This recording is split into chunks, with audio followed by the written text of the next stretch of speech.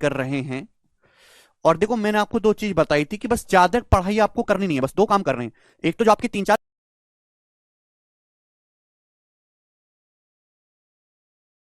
घंटे की live class होती है आप उसको देख लो। डेली आपको एक मॉक टेस्ट लगाना है और 3-4 घंटे आपको सेल्फ स्टडी करनी है, जिसमें आपको सारी सब्जेक्ट पढ़नी, इंग्लिश मैथ भी, रीजनिंग भी, जीके भी। ऐसा नहीं कि कोई आपका एक फेवरेट सब्जेक्ट है तो आप सारा टाइम उसी पे दे रहे हो, आपको सब कुछ बैलेंस करके करना पड़ेगा। ठीक है जी, चलेगा स्टूडेंट। तो सवाल नंबर 33 में आपको बताऊंगा, एक वस्तु कीमत 20% कम कर दी तो इसकी बिक्री x% बढ़ जाती है, रेवेन्यू 25% बढ़ गया, तो आपसे पूछा है x का मान क्या होगा। ऑप्शन आपके सामने। देखिए मेरे दोस्तों, जो रेवेन्यू होता है, रेवेन्यू वो क्या होता है मेरे दोस्तों? रेवेन्यू बराबर होता है सेल इंटू प्राइस, यही होता है भाई। कोई सामान कितना बिका है, सेल मतलब बिक्री कितनी हुई है, प्राइस उसकी कीमत क्या मल्टीप्लाई करेंगे, रेवेन्यू आएगा। अब सवाल में आपको रेवेन्यू में चेंज दिया है, सवाल में आपको प्राइस में चेंज दिया, आपसे सेल में चेंज पूछा है, तो सेल में चेंज कैसा आएगा? रेवेन्यू के रेशियो को प्राइस के रेशियो से भाग देंगे। रेवेन्यू 25% बढ़ गया यानी कि 1/4। पहले अगर आपका रेवेन्यू 4 रुपए था तो सोचो कि इस सवाल को आप लोग कैसे करेंगे। 3 क्वेश्चन बनते हैं। हाँ, जो मैं शीट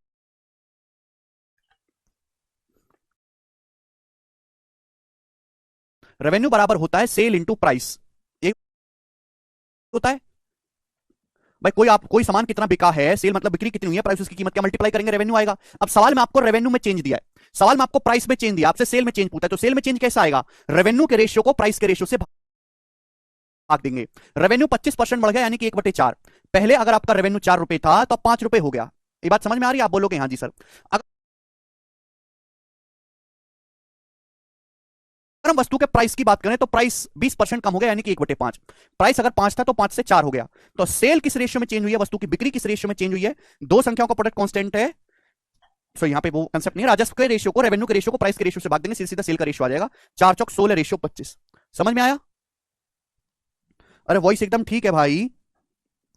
यानी कि मेरे दोस्तों आपकी सेल 16 से 25 होगी तो कितनी बढ़ेगी? 9/16। 9/16 का मतलब 56.25% सवाल का आंसर आ जाएगा। 1/16 6.25%, 9/16 9 गुना। आगे चलेंगे बच्चों, सवाल नंबर आपके सामने आएगा यहां से 34। इस सवाल का आंसर आप मुझे करके बताइएगा। बताओ बच्चों, सभी लोग करके बताओ।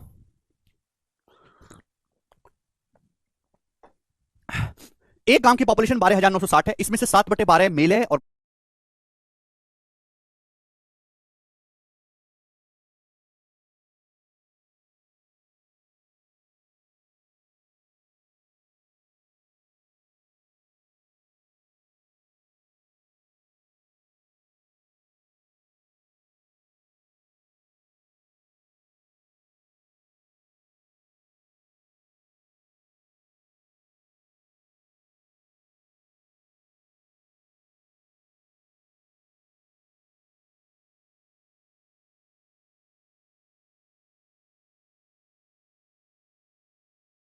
बाकी फीमेल है।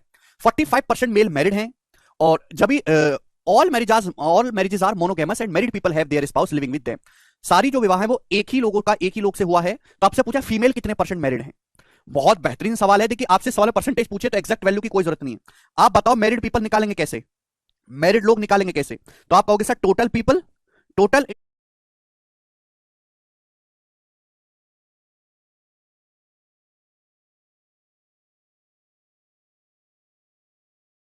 इंटू परसेंटेज ऑफ मैरिड, यही तो कंसेप्ट है। आप बोलोगे हाँ जी सर, है भाई, यही तो कंसेप्ट है।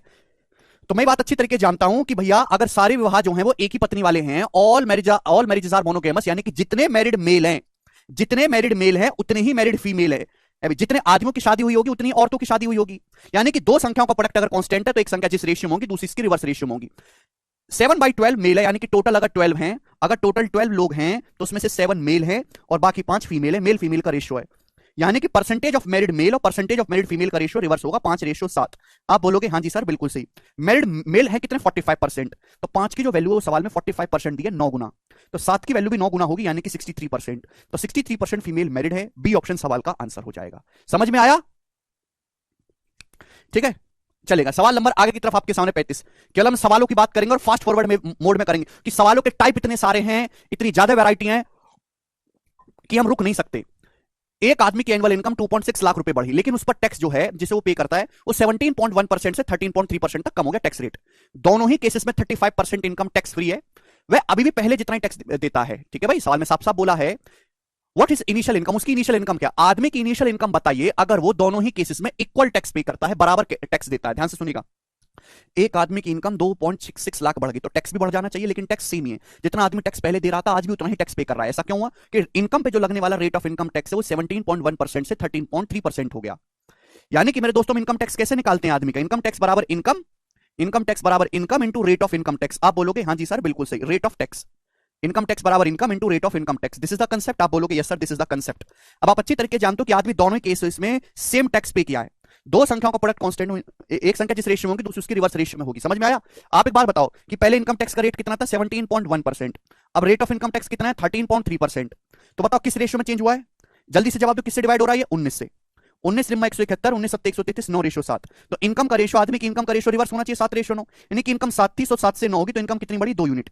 सवाल के अकॉर्डिंग इनकम बढ़ी है 2.6 लाख। 2 की वैल्यू 2.6 लाख है, 1.3 टाइम्स। 2 के लिए 2.6 1.3 टाइम्स, तो 7 की वैल्यू कितनी है? 7 की वैल्यू 1.3 गुना हो जाएगी, 9.1 लाख। तो आदमी की जो इनिशियल इनकम है 9.1 लाख रुपए है। समझ में आया? इस लाइन का कोई मतलब नहीं है, ये केवल आपको कंफ्यूज करने के लिए दिया है। ठीक है ना? दोनों ही केसेस में 35% इनकम टैक्स फ्री है, तो 65% इनकम पे ही टैक्स लग रहा है, तो वो 65% रेशियो में कटी जाएगा, तो उसकी कोई प्रॉब्लम नहीं है। ठीक है जी, इसी स्पीड से आपको समझना तो ही आपका सिलेबस टाइम पे हो पाएगा। आगे चलेंगे। ओके, हमको हर वैरायटी का एक सवाल तो करना ही है, ये बताइए।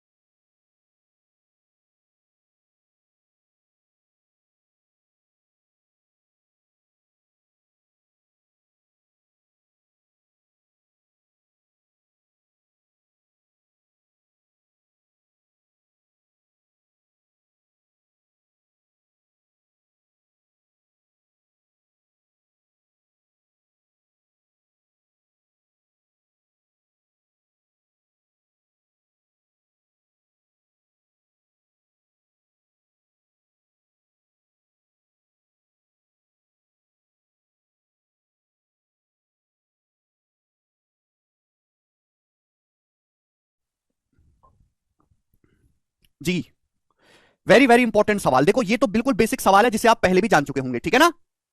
ओके, लेकिन ये जो सवाल है ये थोड़ा सा हटके परफेक्ट मींस लेवल का सवाल है। अब सोचो कि इस सवाल को आप लोग कैसे करेंगे। 3 क्वेश्चन बनते हैं। हाँ, जो मैं शीट करा रहा हूं इनफ है। एक आदमी की एनुअल इनकम 4.5 लाख रुपए बढ़ जाती है, लेकिन इनकम पे जो लगने वाला टैक्स है वो 26% से 20% हो गया। अब उसको 12,000 रुपए एक्स्ट्रा टैक्स देना पड़ता है, ठीक है ना? वो 12,000 रुपीज मोर टैक्स देता है। तो आपसे पूछा बढ़ी हुई इनकम क्या ज्ञात करें। इस सवाल को करने के 2 तरीके हैं। पहला तरीका है एक्स मान के। पहला तरीका क्या है बच्चों? एक्स मान के। समझ में? मैं आपको हिंट दे देता हूं कि भाई सपोज जैसे आदमी की जो इनकम थी वो एक्स थी। पहले आदमी की इनकम कितनी थी? एक्स रुपए थी। एक्स रुपए, एक्स रुपए पे आदमी कितना टैक्स दे रहा था? 26%। पहले आदमी इतना टैक्स पे करता था। अब आदमी की इनकम एक्स रुपए से 4.5 लाख रुपए बढ़ गई, 4.5 लाख रुपए। लेकिन अब आदमी अपनी इनकम पे 20% टैक्स देता है, 20%। तो पहले आदमी इतना टैक्स पे कर रहा था, अब आदमी इतना टैक्स दे रहा है। इन दोनों का डिफरेंस है 12,000। भाई अगर ये आपने लाख में लिखा है 4.5 लाख, तो ये भी लाख में लिखो। 12,000 को अगर मैं लाख में कहूंगा तो 0.12 लाख आता है। 0.12 लाख, 1 लाख में 100,000, हजार हजार के 100 नोट होते हैं, तो ये डिफरेंस 0.12 लाख है। ये कैलकुलेशन है, इसको सॉल्व करेंगे आपका आंसर आएगा। ये तरीका है इसका एक्स मान के करने का एक लाइन में। लेकिन ऐसे करोगे तो कैलकुलेशन बहुत ज्यादा है। अगर मैं थोड़ा सा दिमाग लगा के इस सवाल को भी पिछले सवाल की तरह बना लूं तो काम आसान नहीं हो जाएगा। भाई मैंने आपको क्या बताया? मैंने आपको बताया कि इनकम टैक्स बराबर होता है income into rate of income tax. आप बोलोगे हाँ जी सर ये होता है। भाई रेट ऑफ इनकम टैक्स जो है वो पहले 26% था, 26% से घट के 20% हो गया। आदमी की इनकम 4.5 लाख रुपए बढ़ गई और आदमी अब पहले से 12,000 रुपए एक्स्ट्रा टैक्स देता है। भाई ध्यान सुनो, अगर आदमी ये एक्स्ट्रा टैक्स ना दे, मैं कोई ऐसा जुगाड़ करूं कि आदमी 12,000 रुपए एक्स्ट्रा टैक्स दे ही ना, यानी कि दोनों केसेस में आदमी बराबर टैक्स पे करे, पहले भी और अब भी, तो ये पिछले सवाल की तरह बन जाएगा। भाई 12,000 रुपए जो एक्स्ट्रा टैक्स आदमी ने दिया है, कितना परसेंट दिया होगा, कितनी इनकम पे लगा होगा? भाई पहले इनकम टैक्स 26% था, अब इनकम टैक्स 26% से घट के 20% हो गया। यानी कि आदमी अपनी इनकम पे 20% टैक्स दे रहा है। तो ये 12,000 रुपए एक्स्ट्रा टैक्स कितनी इनकम पे लगा है?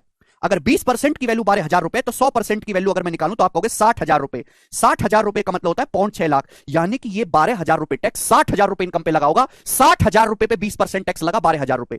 यानी कि अगर मैं आदमी की इनकम 4.5 लाख रुपए ना बढ़ा के 60,000 रुपए कम 0.6 लाख रुपए कम बढ़ाऊं, यानी कि आदमी की इनकम अगर मैं 4.5 लाख रुपए ना बढ़ा के केवल 3.9 लाख रुपए ही बढ़ाऊं, तो 60,000 रुपए मैंने इनकम बढ़ाई नहीं, तो 12,000 रुपए एक्स्ट्रा टैक्स लगेगा ही नहीं। और दोनों ही केसेस में इनकम टैक्स समान पे करेगा।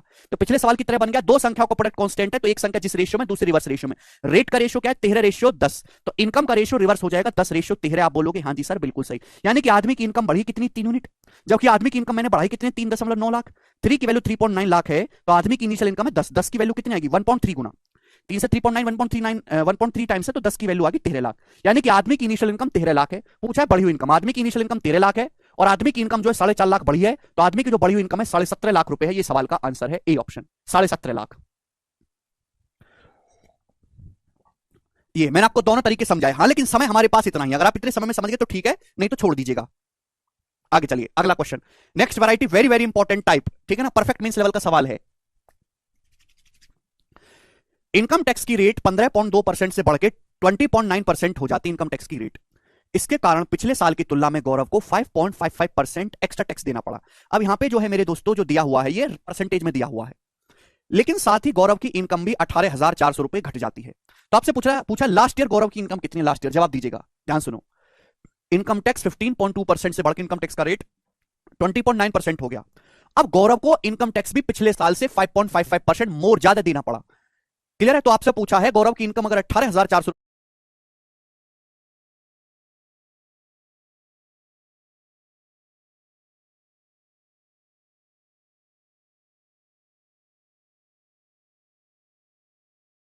रुपए घट जाती है, तो पिछले साल गौरव की इनकम का पता लगाएं, लास्ट ईयर।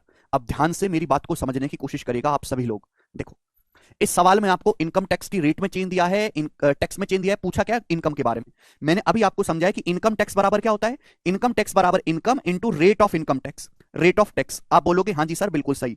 इस सवाल में बहुत बेसिक सवाल बन गया। सवाल के अकॉर्डिंग आपको टैक्स में चेंज दिया है, रेट ऑफ इनकम टैक्स में चेंज दिया है, आपसे इनकम का रेशियो निकालना है।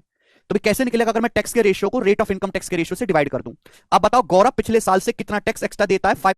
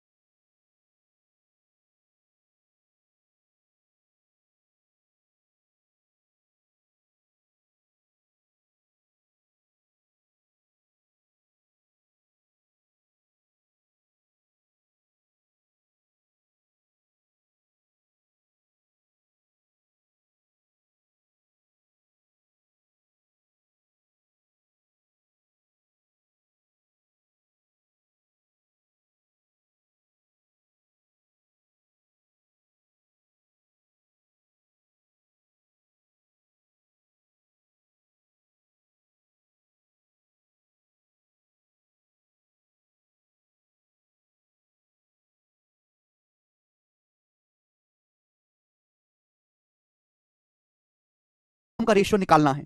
तो भी कैसे निकलेगा अगर मैं टैक्स के रेशियो को रेट ऑफ इनकम टैक्स के रेशियो से डिवाइड कर दूं? अब बताओ गौरव पिछले साल से कितना टैक्स एक्स्ट्रा देता है? 5.55%। इसकी फ्रैक्शन वैल्यू क्या है? आप जानते हैं कि 1/18 बहुत इंपॉर्टेंट डाटा, 1/18 होता है 5:5/9%, या फिर मेरे दोस्तों अप्रोक्स में 5.55%। ये ध्यान रखिएगा आप लोग। क्लियर है बात, समझ में आई? यानी कि गौरव 1/18 टैक्स एक्स्ट्रा पे करता है। गौरव पिछले साल अगर टैक्स 18 दे रहा था तो इस साल 1 यूनिट टैक्स एक्स्ट्रा दे रहा है, यानी कि 19। टैक्स का रेशियो है। अगर मैं रेट ऑफ इनकम टैक्स की बात करता हूं तो रेट ऑफ इनकम टैक्स पिछले साल 15.2% से बढ़ के 20.9% हो गया। तो इनकम टैक्स का रेट किस रेशियो में चेंज हुआ है? बताओ किससे जा रहा है? ये फिर से 19 से जा रहा है मेरे दोस्तों। 19 × 8 = 152 और ये 19 से कम 19, 19 से कम 19, 8:11। ये आ गया जी 8:11, 8:11। ये बात समझ में आ गई? आप बोलोगे हाँ जी सर बिल्कुल सही। आपसे गौरव की इनकम का रेशियो निकालना है तो कैसे निकालेंगे? दोनों रेशियो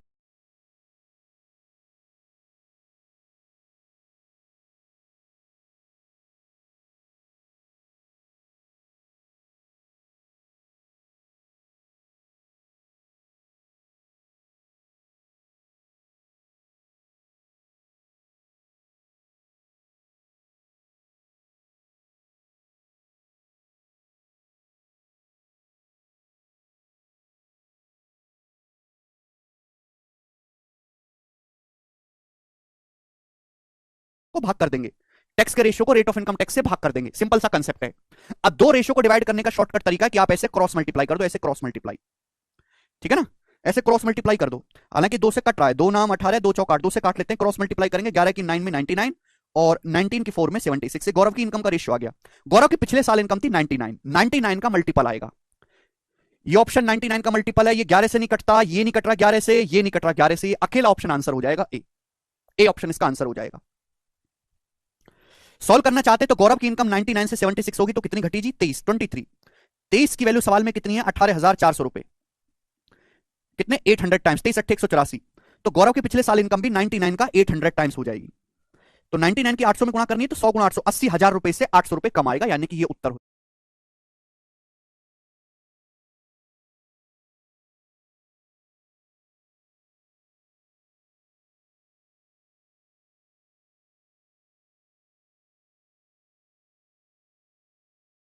जाएगा इस सवाल का ए ऑप्शन। तो देखो ये तीन वैरायटी बनती हैं और तीनों ही वैरायटी इंपॉर्टेंट है। मैं इसमें से कुछ भी छोड़ता हूं तो आपके साथ अन्याय होगा, लेकिन आपको भी जल्दी समझने के लिए बुद्धि को तेज करना पड़ेगा। अगला सवाल करो जी। नेक्स्ट क्वेश्चन इसी वैरायटी पे बेस्ड बताइए, बताइएगा।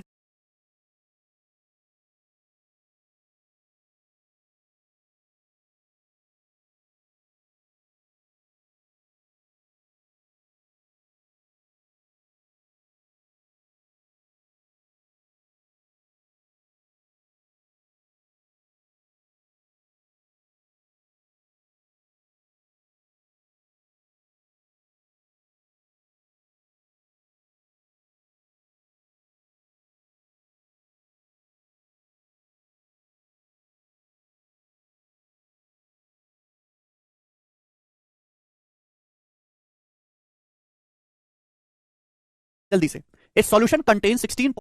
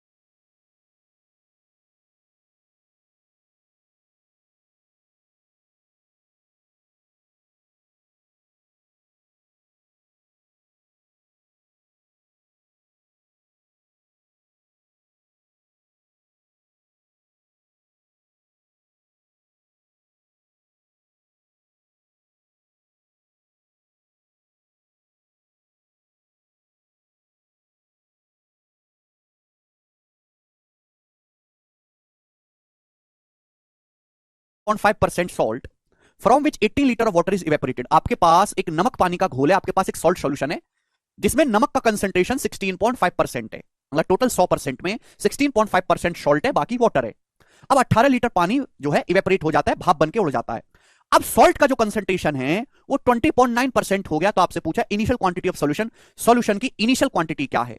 भाई साहब क्या मैंने आपको बताया नहीं है कि आपके पास एक नमक पानी का घोल है, अगर आप इसको धूप में रख दोगे तो पानी तो उड़ जाएगा, नमक की क्वांटिटी एज इट इज रहेगी, जितना नमक पहले था आज भी उतना ही नमक रहेगा।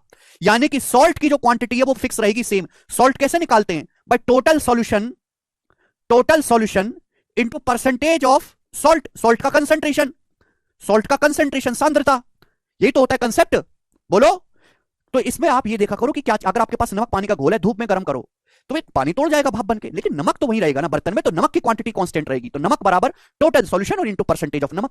तो नमक की क्वांटिटी सॉल्ट जितना पहले था आज भी उतना ही है, लेकिन सॉल्ट का जो कंसंट्रेशन था बर्तन में वो पहले 16.5% था, अब 20 पॉइंट कितना हो गया, 20.9% हो गया। तो बताओ किस रेशियो में चेंज हुआ।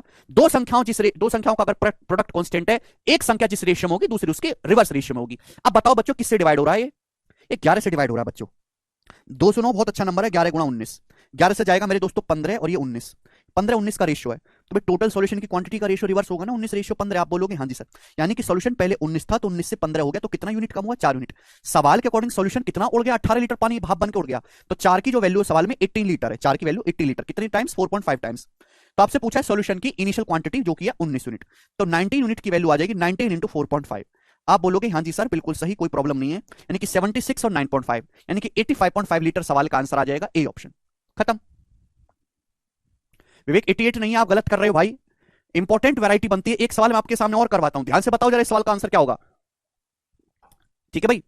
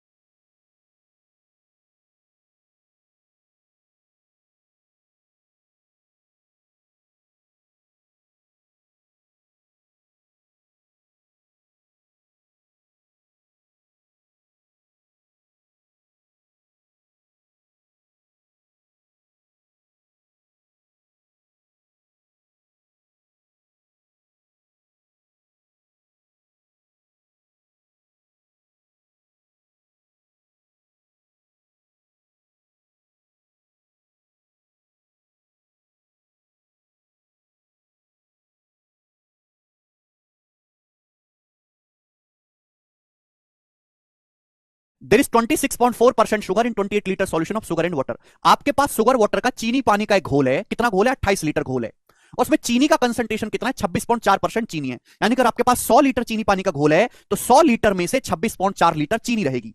कंसंट्रेशन का मतलब होता है सांद्रता का मतलब कि आउट ऑफ टोटल मिश्रण में से कोई चीज कितनी अवेलेबल है। तो चीनी पानी का घोल 28 लीटर जिसमें चीनी 26.4% है। हमने इसको उबाला, 6 लीटर पानी इवेपोरेट हो गया, भाप बन के उड़ गया। तो आपसे पूछा है अब सॉल्यूशन में कितना परसेंट शुगर बाकी है, बताइए जल्दी से। भाई अगर चीनी पानी का घोल है, बर्तन में गर्म करोगे तो पानी तोड़ जाएगा, चीनी तो नहीं उड़ेगी ना। शुगर कैसे निकालेंगे, शुगर की क्वांटिटी कांस्टेंट रहेगी, का रेशियो क्या ये हो गया। आप बताओ पहले शुगर का कंसंट्रेशन कितना था, 26.4%। आप बोलोगे हाँ जी सर, बताओ कितने गुना है, तो 11 दूनी 22।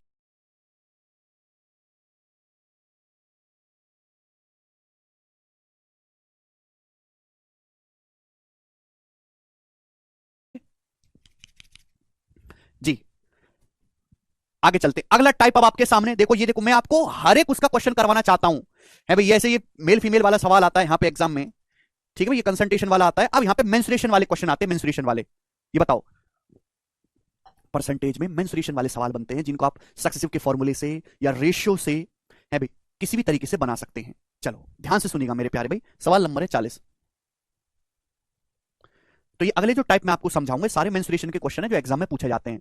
बोला है एक सिलेंडर की रेडियस को 20% कम कर दिया जाता है, तो उसकी हाइट में कितने परसेंट की वृद्धि करनी चाहिए कि बेलन का वॉल्यूम सेम रहे। बेलन की रेडियस 20% कम की जाती है तो हाइट को कितना परसेंट बढ़ाना चाहिए, वॉल्यूम सेम रहे। आप बताओ सिलेंडर का वॉल्यूम क्या होता है, सिलेंडर का वॉल्यूम होता है पाई आर स्क्वायर एच, ये सिलेंडर का वॉल्यूम होता है। आप बोलोगे हाँ जी सर। अब पाई अपने आप में कांस्टेंट नंबर है, फिक्स नंबर है, यानी कि वॉल्यूम डिपेंड करता है रेडियस का स्क्वायर और हाइट के प्रोडक्ट पे। रेडियस चेंज करोगे तो रेडियस के स्क्वायर के रेशियो में वॉल्यूम चेंज होगा। अब आपसे बोला है कि सिलेंडर की रेडियस 20% कम हो जाते हैं, 20% की फ्रैक्शन वैल्यू 1/5, यानी कि सिलेंडर की रेडियस अगर 5 थी तो 5 से 4 हो गई, तो रेडियस का स्क्वायर किस रेशियो में चेंज हुआ, इस रेशियो में। बोला है हाइट किस रेशियो में बदली जानी चाहिए कि वॉल्यूम सेम रहे, नहीं कि वॉल्यूम जितना पहले था सिलेंडर का आज भी उतना ही वॉल्यूम रहना चाहिए। अब बताओ दो संख्याओं का प्रोडक्ट कांस्टेंट है, जिस रेशियो में दूसरे रिवर्स रेशियो में। आप बताओ ये हाइट का रेशियो रिवर्स होगा, 4 का स्क्वायर 16 और 5 का स्क्वायर 25, यानी कि हाइट को 16 से 25 करना होगा, तो हाइट कितनी बढ़ानी पड़ेगी, 9/16। 9/16 का मतलब 8/16 आधा, 50% प्लस 6.25%, 56.25%। मुझे लगता है कि आप इसको कर पाओगे। देखो इतना ही मैक्सिमम लेवल रहता है एग्जाम में। ये बताइएगा जरा, इस सवाल का आंसर आप मुझे करके बताओ, मैं नहीं बताऊंगा। जल्दी से, हर एक बच्चे का आंसर चाहिए, तब मैं आगे बढ़ूंगा। जल्दी से आंसर कर दो 30 सेकंड के अंदर अंदर, फटाफट।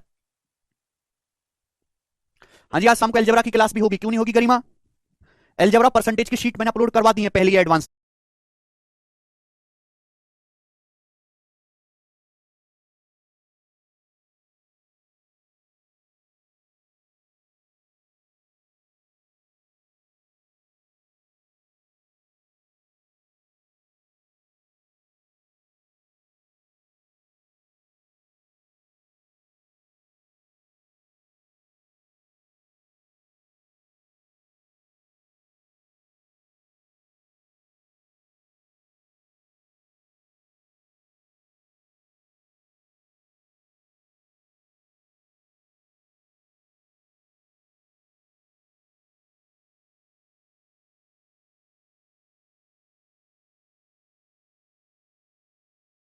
में बनाइए। इस बैच का फायदा यही है जो आपको और कहीं नहीं मिलेगा, कि इस बैच में मैं आपको सारे टाइप करवा दूंगा मेंस लेवल के, क्योंकि मैं थोड़ा स्पीड से पढ़ाऊंगा और स्पीड से नहीं पढ़ाऊंगा तो आधी चीजें छूट जाएंगी, ऐसा नहीं चाहता मैं। और लेटेस्ट जो प्रीवियस ईयर में नए सवाल आए हैं, जैसे आईसीआर के पेपर में सिलेक्शन पोस्ट का पेपर हुआ है ना, सीडीएस का पेपर है, तो इसमें जो लेटेस्ट नए सवाल आए वो भी मैं आपको करवाऊंगा।